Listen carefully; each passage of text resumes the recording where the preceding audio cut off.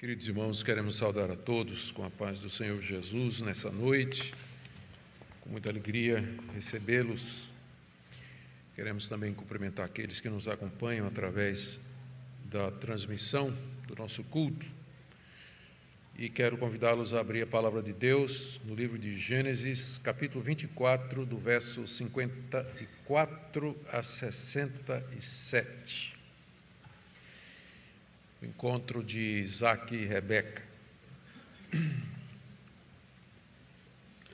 Gênesis 24, de 54 a 67. Diz assim a palavra de Deus. Depois comeram e beberam, ele e os homens que estavam com ele, e passaram a noite. De madrugada, quando se levantaram, o servo disse: permitam que eu volte ao meu senhor. Mas o irmão e a mãe da moça disseram: deixe que ela fique conosco mais uns dias, pelo menos 10, depois poderá ir. Ele, porém, lhes disse: não me detenham, pois o Senhor me tem levado a bom termo na jornada. Deixem que eu volte ao meu senhor. Disseram: vamos chamar a moça para ver o que ela diz. Chamaram, pois, Rebeca e perguntaram: você quer ir com esse homem? Ela respondeu: sim, quero. Então deixaram que Rebeca, a irmã deles, partisse, junto com a sua ama, com o servo de Abraão e os homens que estavam com ele. Abençoaram Rebeca e lhe disseram: que você, nossa irmã, seja mãe de milhares e que a sua descendência tome posse das cidades dos seus inimigos. Então Rebeca se levantou com as suas servas e, montando os camelos, seguiram o homem.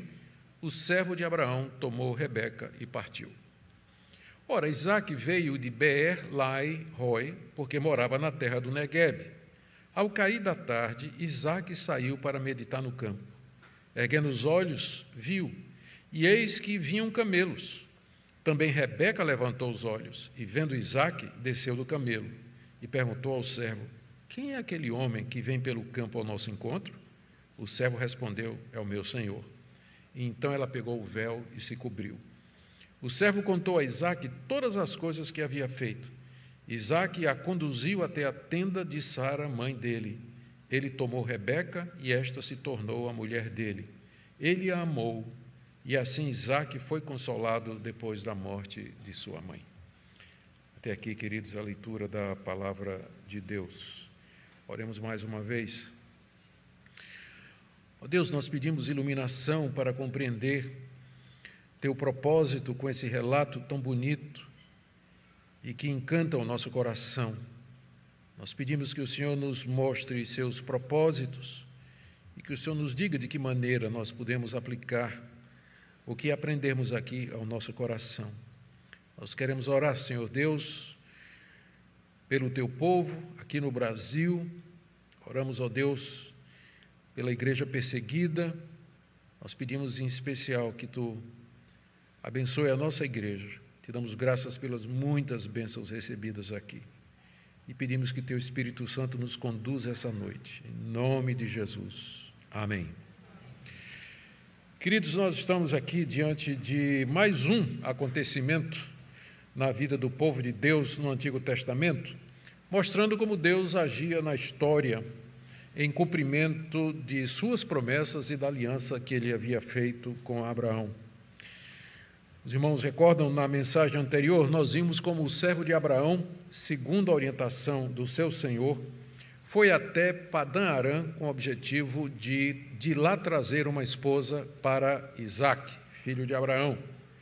E nós vimos como ele chega e, pela providência de Deus, encontra Rebeca no poço, fora da cidade, se apresenta, depois de ter pedido a orientação de Deus, conhece a família de Rebeca, faz a proposta de casamento, dizendo que ele está mandado ali por Abraão, é procurador de Abraão. A família liderada por Labão, que era provavelmente irmão mais velho de Rebeca, e pela mãe, já o pai Betuel, ele desaparece no cenário, talvez porque já era inválido. A família dá o consentimento e o casamento é arranjado, inclusive com a entrega do dote, que era costume naquela época. O servo tinha levado muitas riquezas. E então faz a proposta de casamento e a família concorda. Hoje nós veremos o consentimento de Rebeca em voltar imediatamente, ou ir imediatamente para o encontro com seu marido, porque já estava casada, não é, por procuração, em Canaã, e como ela finalmente encontra Isaque.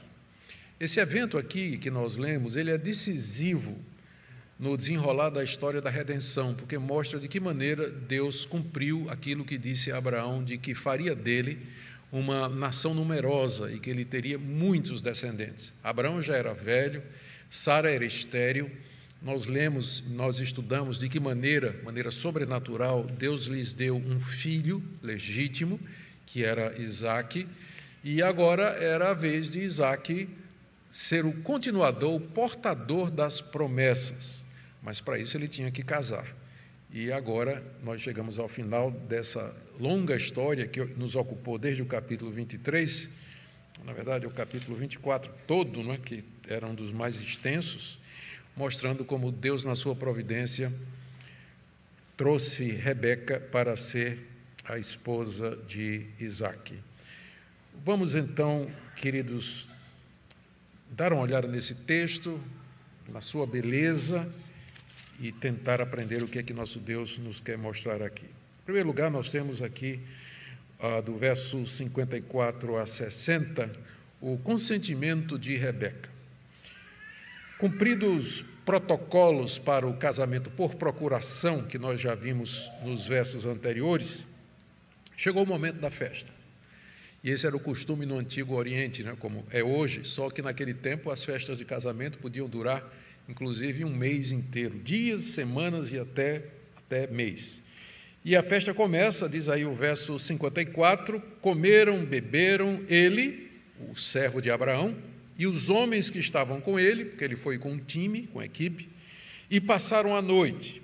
A família de Rebeca, naturalmente, participou também, e todos aqueles que tinham vindo com o servo. É interessante, não é, lembrar que ele não veio sozinho, ele veio acompanhado de homens, porque precisava de gente para cuidar e conduzir os camelos, eram 10 camelos, não é, que ele trouxe, e também para proteger os tesouros que ele trouxe, as riquezas que ele trouxe como dote para a moça, que seria a esposa de Isaque.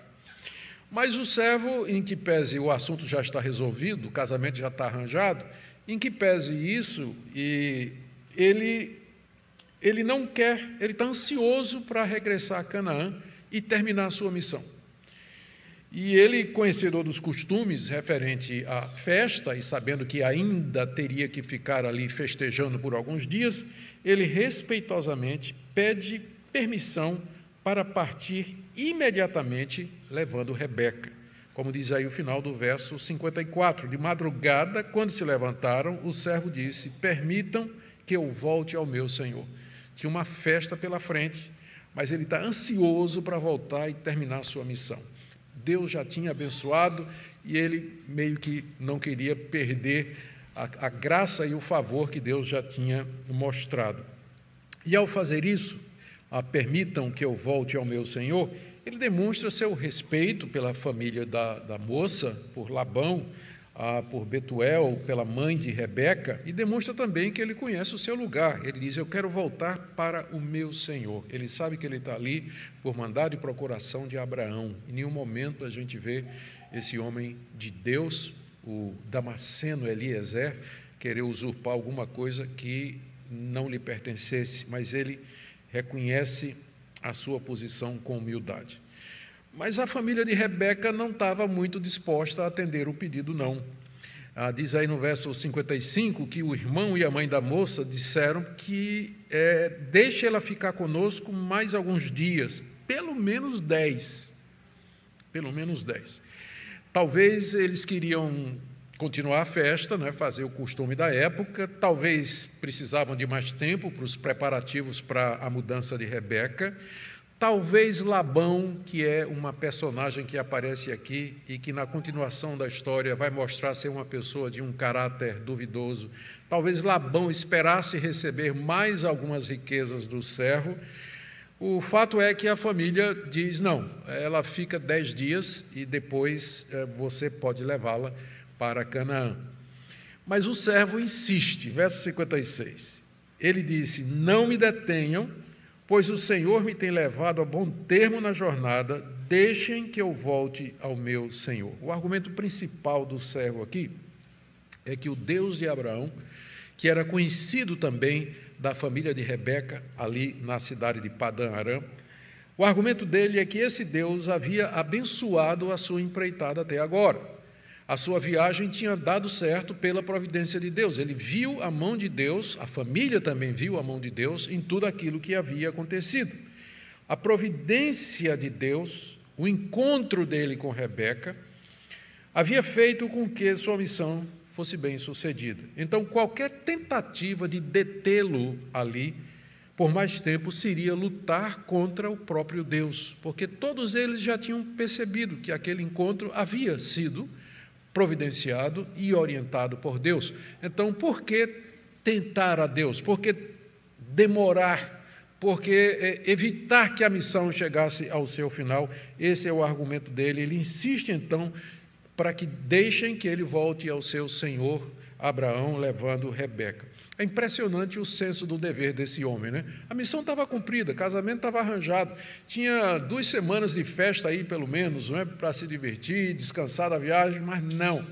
Ele queria voltar para Canaã, levando Rebeca, é como se dissesse assim: eu quero aproveitar que está dando tudo certo, né? Porque tinha tanta coisa que podia dar errado ali, e ele diz: não, eu vou voltar enquanto Deus está me abençoando. Era um homem que tinha sensibilidade para entender o momento em que estavam passando, perceber a graça e o favor de Deus. Não era tempo para festejar, não era tempo para entrar na confraternização, mas era tempo de terminar a missão que ele tinha vindo cumprir. Então, a família de Rebeca resolve chamá-la para obter dela o consentimento final da partida. Está aí no verso 57. Eles, porém, disseram: vamos chamar a moça para ver o que ela diz. Aqui nós temos uma dificuldade de interpretação, porque tanto pode significar se ela aceita casar com Isaque, ou, o que é mais provável, se ela aceita partir mais cedo com o servo para Canaã, que implicaria também no consentimento dela para casar ou para ser a mulher de Isaque. É difícil decidir, diferentes comentaristas vão dar diferentes opiniões aqui, mas eu penso que talvez a melhor resposta seria essa daqui. A pergunta é feita se ela queria ir com aquele homem e se ela estava disposta a partir agora, antes dos 10 dias. Eu creio que essa seria a melhor interpretação. E a resposta dela, aí no verso 58, chamaram Rebeca e perguntaram: você quer ir com esse homem? E ela respondeu: sim, quero. Demonstra a disposição dela de fazer a vontade de Deus, porque a vontade de Deus já tinha ficado clara para ela. Era óbvio que tudo aquilo vinha do Senhor. O encontro fortuito com o servo de Abraão na beira do poço, ela, sendo da parentela de Abraão, sendo uma moça na idade de casar, e receber uma proposta de casamento daquela, não é? Então, ela viu tudo aquilo como sendo a mão de Deus, e o sim, quero, reflete essa confiança dela, de que ela estava disposta, porque era a vontade de Deus, deixar sua família já de imediato. Estava disposta a deixar sua casa e ir para um país que ela não conhecia, que era a terra de Canaã. Estava disposta a ir viver com um homem que nunca tinha visto antes e com quem tinha se casado por procuração. A sua determinação lembra bem aquela de Abraão, quando Deus apareceu a ele. Veja o paralelo. Deus apareceu a Abraão quando ele morava em Ur dos Caldeus e disse: sai da tua terra e da tua parentela e vai para uma terra que eu te mostrarei, e eu vou te abençoar. Então, Rebeca segue nos passos de Abraão, chamada por Deus para deixar sua família, sua terra, e ir para Canaã, para uma terra que ela nunca conheceu, confiando plenamente nas promessas de Deus. Por isso, ela demonstra ser a esposa ideal para o patriarca Isaque. É mais uma mulher de fé que aparece na linhagem do Messias. ela vai ser uma ancestral do Senhor Jesus Cristo. Diante da resposta de Rebeca, então, a família dela consente com a partida imediata em companhia do servo de Abraão. Verso 59. Então deixaram que Rebeca, a irmã deles, partisse, junto com sua ama, com o servo de Abraão e os homens que estavam com ele. Rebeca aqui é referida como irmã deles no sentido de parenta, porque Labão era o seu irmão, mas tinha ainda a mãe dela e o pai. Mas ela é chamada de irmã aqui no sentido de ela fazia parte da família. Juntamente com Rebeca, nós lemos aqui, vai a sua ama, o nome dela vai aparecer mais adiante, chama-se Débora, e amamentou Rebeca, criou Rebeca e foi sua babá. E o costume no Antigo Oriente é que essas amas de leite se tornavam uma companhia constante da moça que elas haviam criado, né? E seria um conforto para Rebeca ir para aquela terra distante, num contexto completamente desconhecido, mas levando a sua ama, uma pessoa que ela confiava e que serviria de grande apoio. E não somente ela, não somente Débora vai acompanhar, mas algumas servas que não é dito aqui, mas aparece no verso 61, como nós vamos ver. Então, por isso que era 10 camelos, né?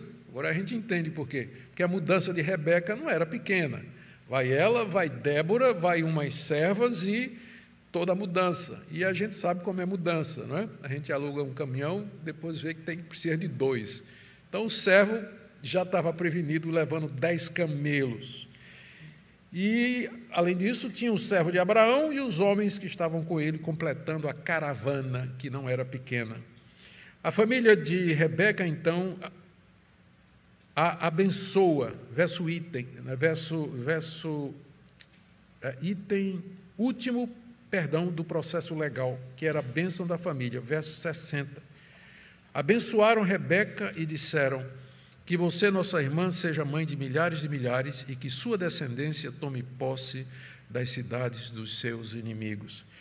Essa bênção aqui, ela é paralela, ecoa, reflete, é um espelho daquela promessa que Deus fez a Abraão quando ele ia oferecer Isaque em sacrifício. Em Gênesis 22, se vocês recordam, quando Abraão chega no alto do Monte Moriá, faz os preparativos, coloca seu filho Isaque, está pronto para sacrificá-lo, o anjo do Senhor aparece e diz: não precisa fazer, porque agora realmente eu vejo que você teme a Deus. E aí Deus pronuncia essa bênção aqui que está em Gênesis 22, de 15 a 18.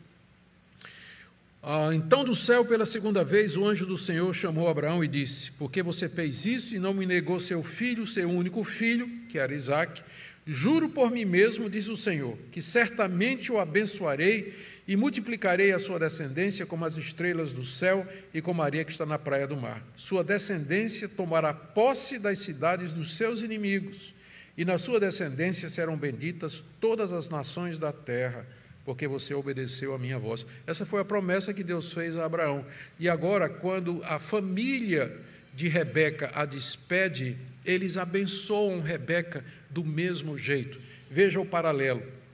Eles dizem aqui, primeiro, que você, nossa irmã, seja mãe de milhares, que foi exatamente o que Deus disse a Abraão: eu farei tua descendência numerosa como a areia que está na praia, ou como as estrelas que estão no céu.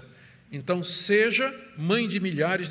Segunda coisa, que a sua descendência tome posse das cidades dos seus inimigos. Foi a mesma coisa que Deus disse a Abraão, que os descendentes dele seriam vitoriosos contra seus inimigos, e aqui há uma referência provável à conquista da terra de Canaã, como parte da aliança e das promessas que Deus fez. E dessa forma, Rebeca é inserida na promessa.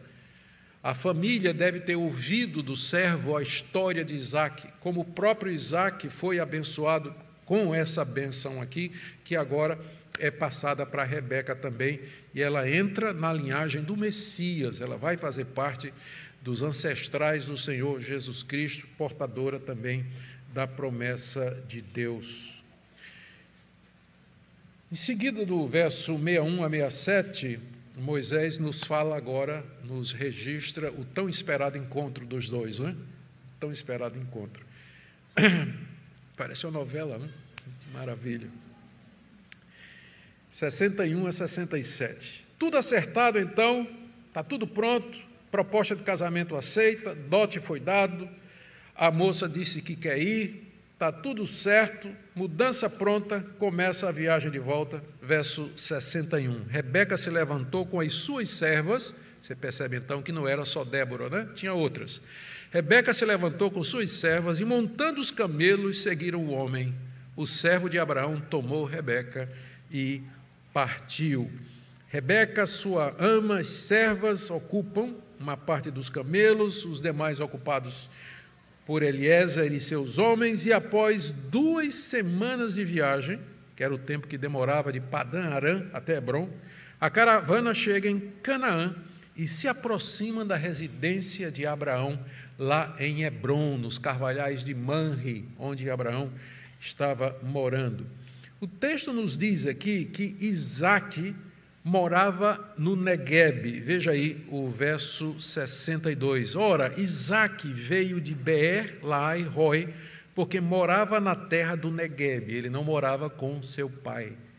Não morava mais com seu pai. Ele morava na região mais ao sul da Palestina, de Canaã, chamada Neguebe. Era uma região que ficava no caminho do Egito, e mais especificamente, Isaque estava numa região chamada Beer-Lahai. Se vocês se lembram, essa região ganhou esse nome dado por Agar.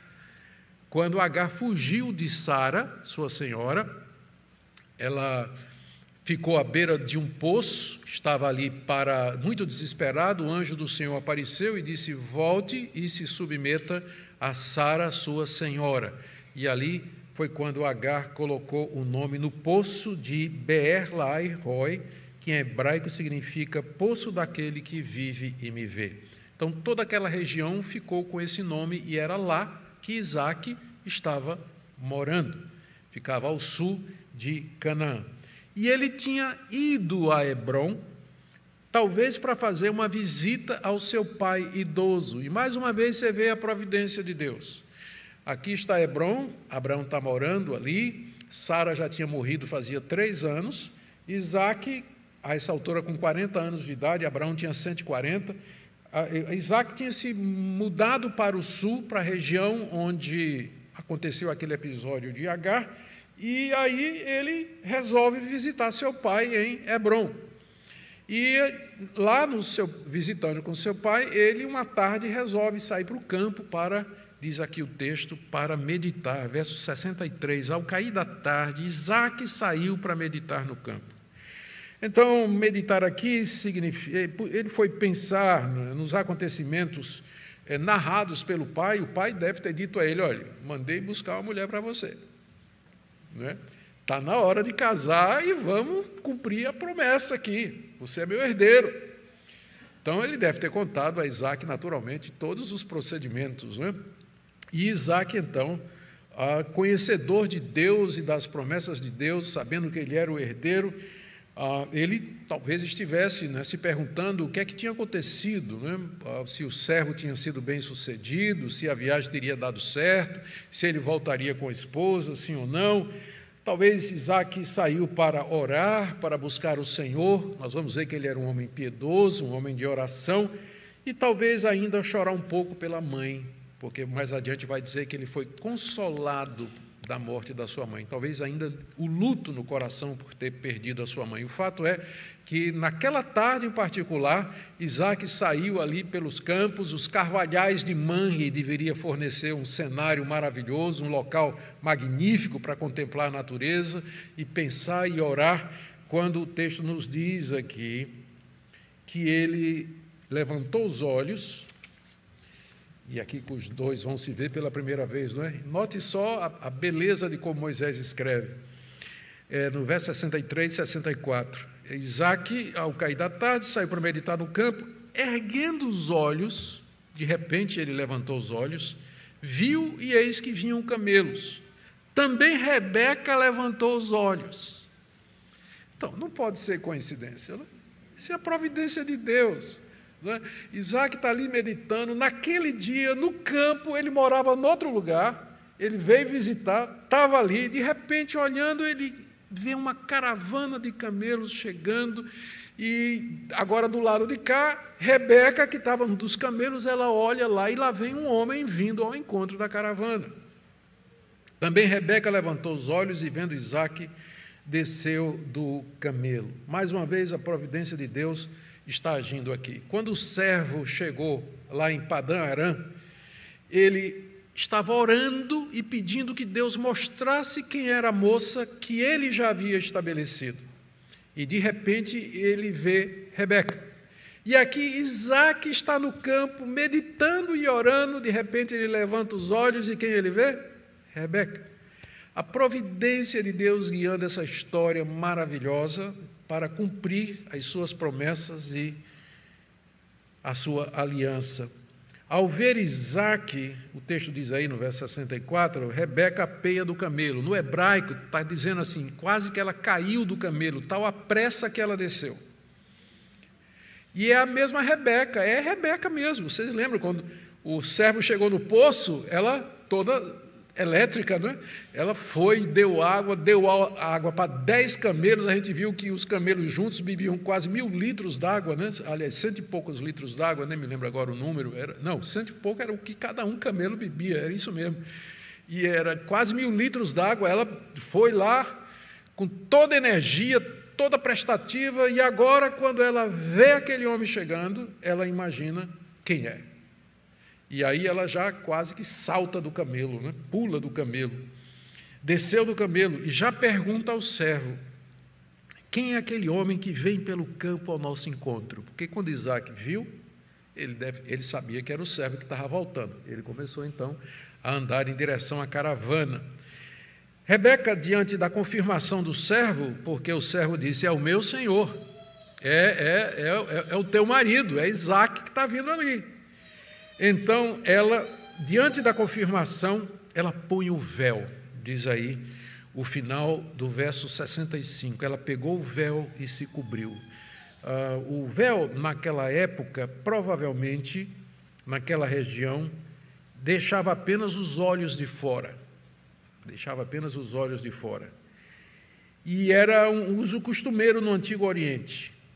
O véu era usado quando as mulheres estavam na presença de estranhos, era usado no período de noivado e compromisso, e também sinal de reverência e submissão ao marido. O fato de que ela, ao saber que aquele homem era Isaque, fez com que ela colocasse o véu, é uma indicação de que ela já se considerava casada com ele. Quer dizer, era o marido.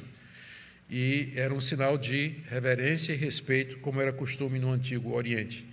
Diz aí o verso 66 que o servo, então, Isaque chega na caravana, é claro, o servo, então, presta um relatório completo a Isaque, verso 66.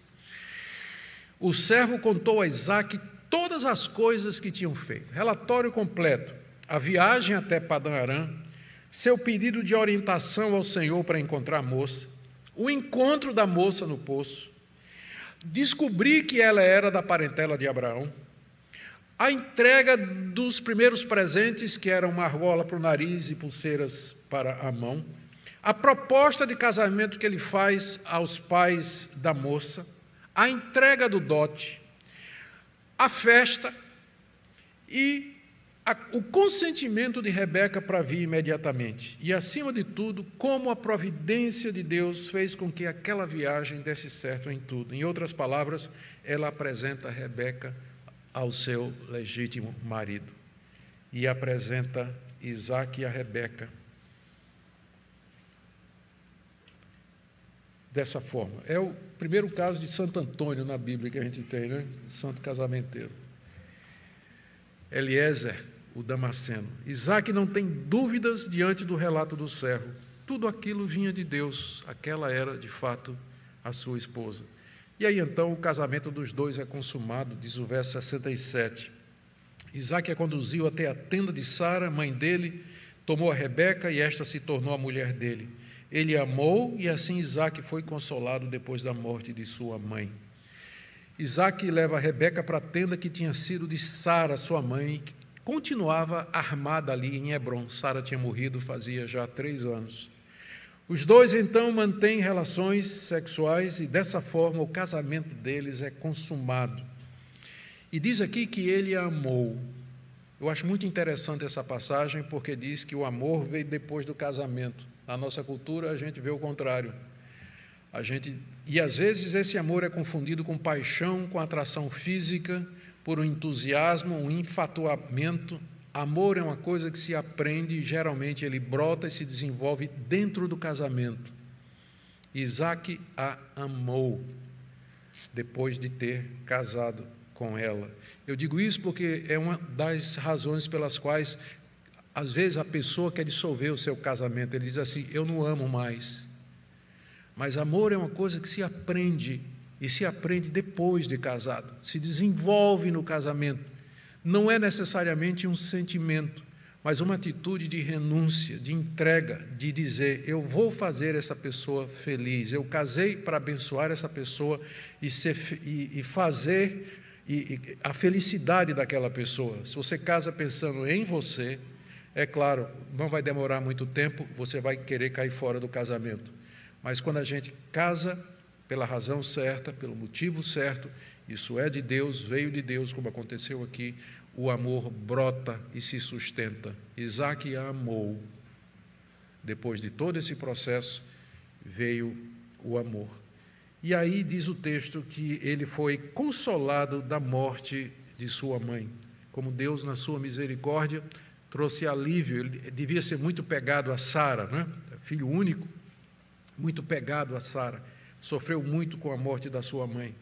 Mas agora a presença de Rebeca enche o seu coração de alegria. E esse casamento é um evento chave no cumprimento das promessas de Deus a Abraão e a sua descendência, e tem tudo a ver com a história da redenção.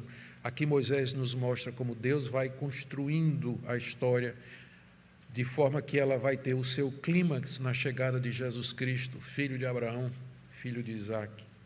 O que Moisés quer ensinar aos israelitas? Vamos agora para as nossas conclusões.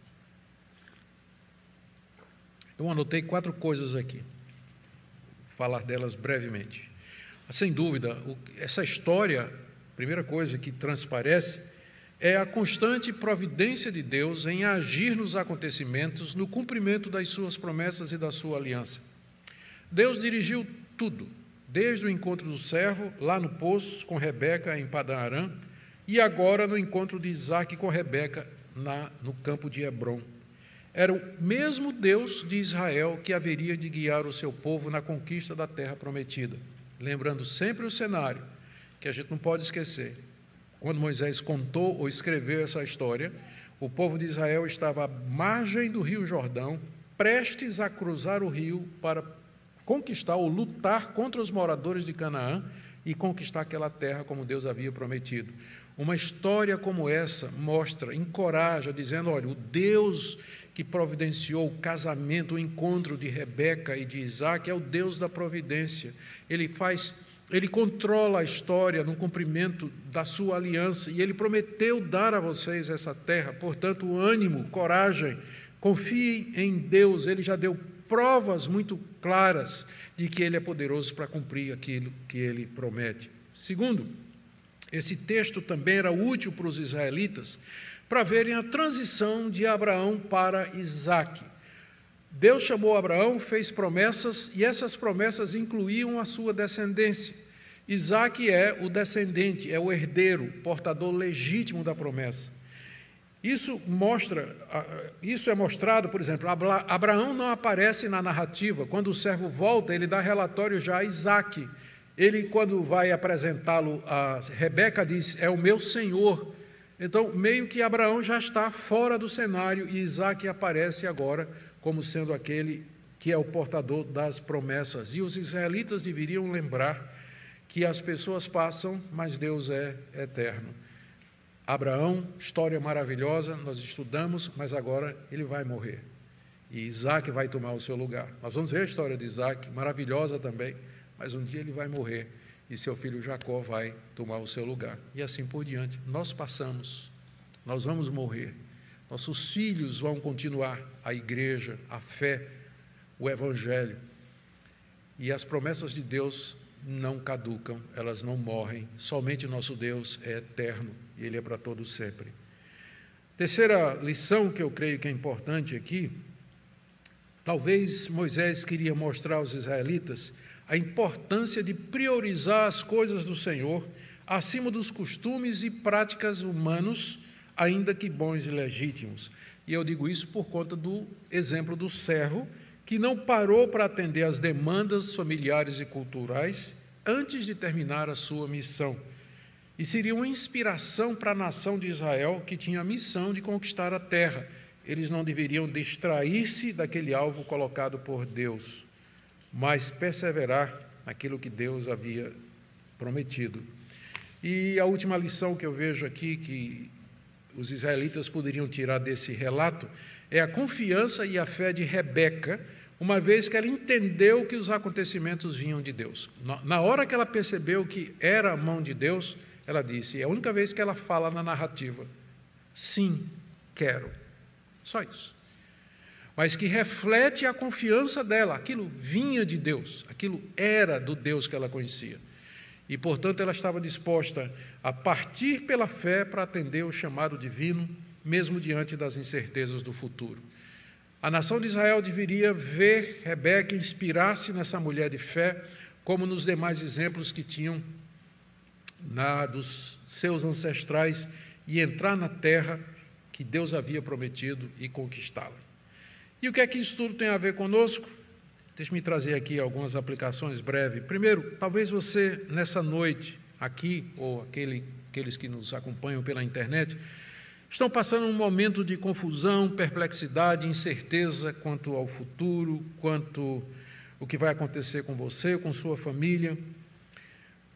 Eu queria convidar você, desafiar você nessa noite a confiar em Deus e nas promessas dEle. O Deus que disse que sempre estaria com você. O Deus que disse que não deixaria você ser tentado mais do que você pode suportar. O Deus que disse que todas as coisas cooperam para o seu bem. Como Rebeca, como aquele servo fiel, como Isaac meditando no campo, confie no Deus providente, o Deus que guia tudo, o timing, a hora exata dos acontecimentos. Ele faz acontecer no momento exato, que somente Ele pode fazer. Não há coincidências para nós, mas um Deus que guia tudo em todas as coisas para o bem do seu povo. Que você encontre conforto, alento ao ler essa história, sabendo que é o seu Deus, é o mesmo Deus, Ele não muda. Abraão morreu, Isaac morreu, eu disse, Jacó vai morrer, todos eles morreram, mas o nosso Deus é o mesmo, Ele permanece o mesmo e você pode confiar nele. Talvez você esteja desmotivado, demais envolvido com as atividades legítimas dessa vida, sem tempo para Deus. Lembra do servo de Abraão, busque primeiro o reino de Deus e as demais coisas serão acrescentadas. Não perca o foco que é viver para a glória de Deus. Às vezes nós nos envolvemos demais, trabalho é legítimo, família é legítimo, amizades são legítimas, muitas coisas são que nós fazemos, aliás, as coisas que fazemos são legítimas, fazem parte da nossa atividade humana, mas às vezes elas são um empecilho para a consumação da vontade de Deus. Elas viram pequenos ídolos no nosso coração. Aquele homem, Eliezer, o Damasceno, ele não deixou aquela oportunidade, aquela tentação, 10 dias de festa e banquete e tudo mais, tirar ele do objetivo que era cumprir a vontade de Deus. E às vezes o dia passa e você não orou. 2 dias passam, você não teve tempo de ler sua Bíblia, não teve tempo de buscar a Deus, de gastar um tempo de comunhão com Deus, cuidar da sua vida espiritual, e depois pergunta por que as coisas dão errado. Depois você não entende por que está assim, angustiado, preocupado, aflito. Porque o foco é esse, busque primeiro o reino de Deus, e as demais coisas serão acrescentadas. Uma palavrinha também para os que querem casar e constituir família. Que bênção, não é? Deve ter, eu quase que peço, levanta a mão quem quer, mas não vou fazer isso não.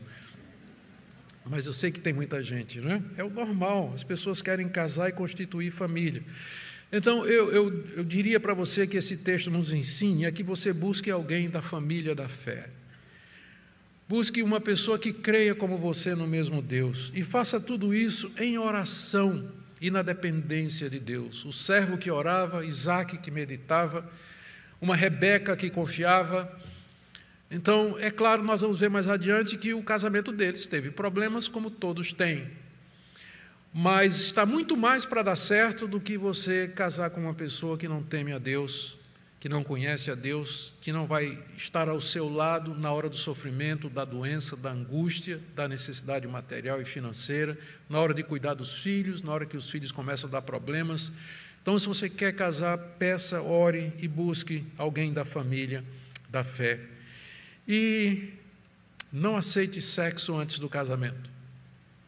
Não aceite. Aqui, as pessoas às vezes usam essa passagem aqui para dizer que casamento naquela época era pegar a mulher, levar para a tenda e estar casado. Não, teve todo um processo. É só ler o capítulo todo. Eles já eram casados quando foram para a tenda. Já eram casados, casamento por procuração.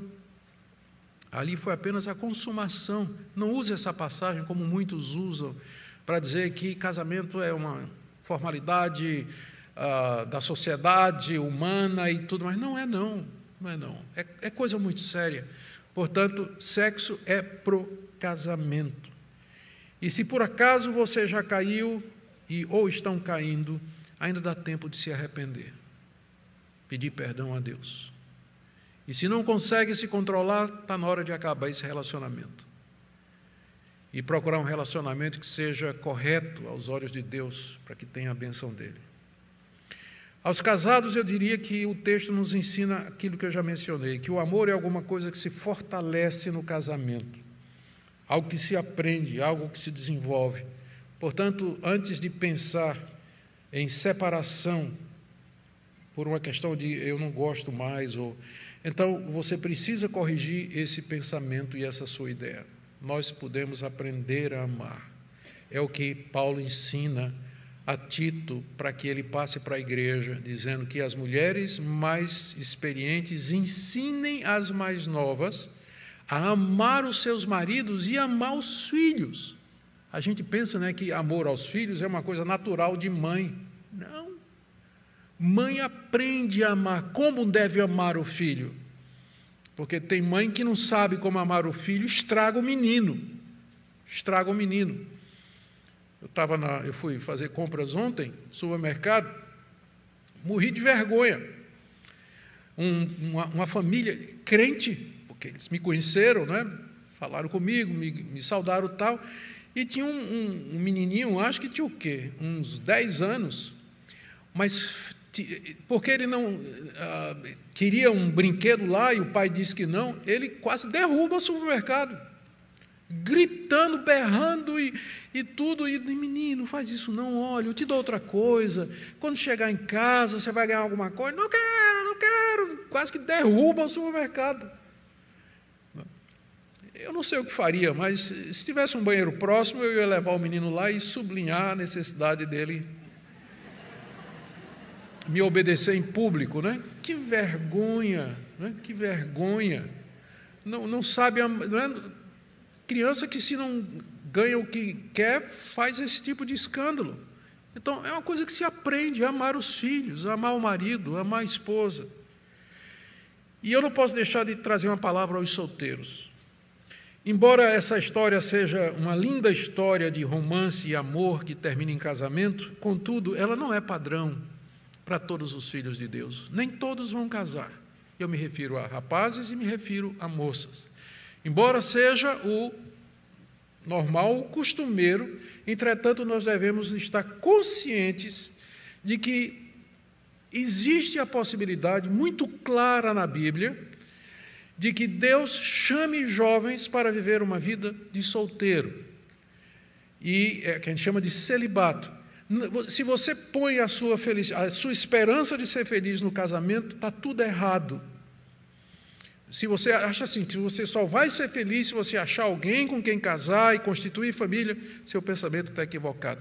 Deus pode lhe dar isso, mas pode ser que Ele não dê. E você pode ser perfeitamente feliz e satisfeito em encontrar propósito na vida, ainda que solteiro. E quando eu falo solteiro, é solteiro e puro.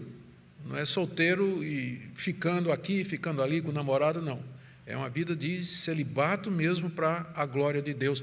E nós temos muitos exemplos na história e na Bíblia de pessoas assim também. Então, essa é uma história bonita, mas ela não é normativa. Ela descreve a graça de Deus no cumprimento da sua providência, no cumprimento das promessas de Deus. Mas ela não quer dizer que, se você orar e se você esperar, Deus vai lhe dar um marido ou Deus vai lhe dar uma esposa. Ele pode dar e pode não dar. Se der ou não der, seu alvo é servir a Deus e amar a Deus em qualquer que seja a situação que Ele colocar você na vida. Amém?